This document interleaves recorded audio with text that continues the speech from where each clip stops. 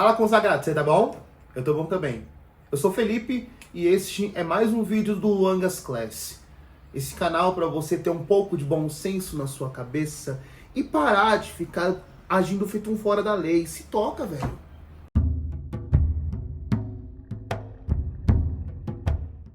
E hoje vamos iniciar a nossa série Os 10 Mandamentos para nós meditarmos um pouco sobre a lei de Deus. Não vamos falar sobre a novela da Record, mas vamos meditar um pouco essa grande base que nos ajuda a refletir sobre a moral e os bons costumes que os cristãos devem viver. Vamos começar a estudar.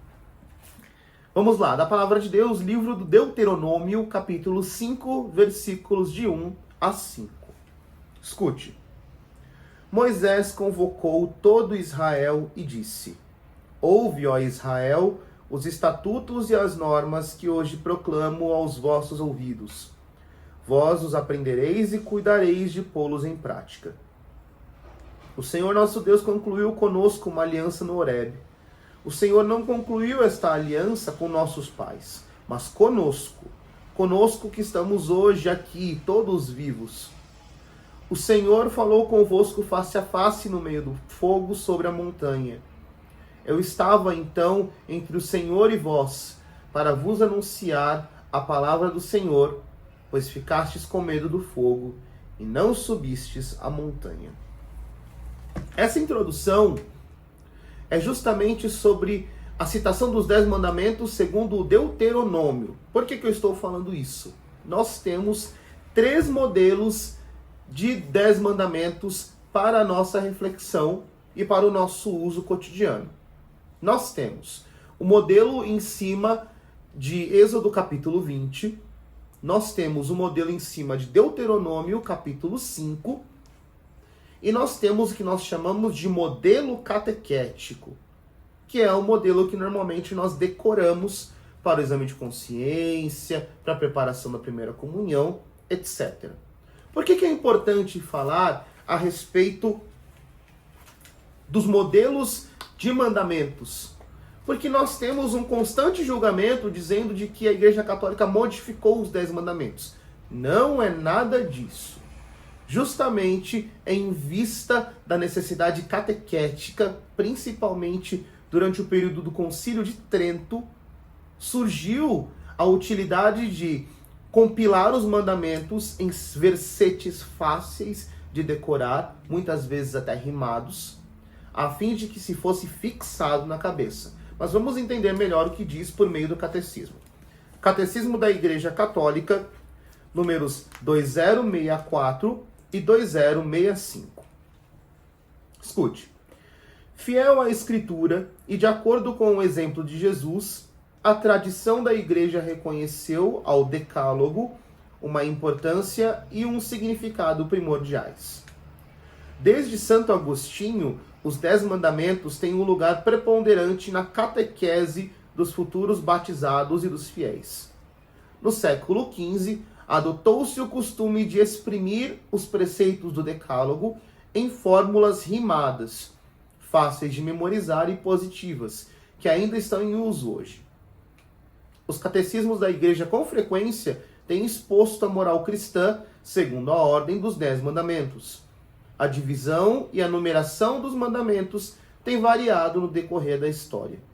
O presente catecismo segue a divisão dos mandamentos estabelecida por Santo Agostinho e que se tornou tradicional na Igreja Católica. É também a das confissões luteranas. Os padres gregos fizeram uma divisão um tanto diferente, que se encontra nas igrejas ortodoxas e nas comunidades reformadas. O que acontece? Como nós já vimos, este modelo que nós decoramos foi organizado por Santo Agostinho, porém no Concílio de Trento, século XV, durante o combate contra a Reforma Protestante, é que se utilizou esta fórmula decorada em 10 mandamentos. Por que há este conflito?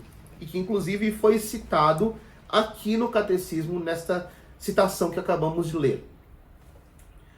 Durante o período da Reforma Protestante, e diante também dos conflitos já existentes por causa do cisma do Oriente e Ocidente, Tanto os ortodoxos quanto os protestantes, eles quiseram primar por manter os mandamentos conforme foi citado nas fórmulas de Deuteronômio e de Êxodo. Principalmente onde ele coloca por extenso o primeiro mandamento e o último mandamento colocado de forma completa. Mas aí você me perguntaria, por que a Igreja Católica não nos ensinou a decorar os 10 mandamentos completos? Justamente nós estamos aqui para fazer você entender como que essa divisão é meditada. Então eu já digo de imediato, a fórmula do Concílio de Trento, ela condensa tudo o que é mencionado por Santo Agostinho, pelos autores da Igreja e pelos dois modelos presentes, tanto em Deuteronômio quanto em Êxodo.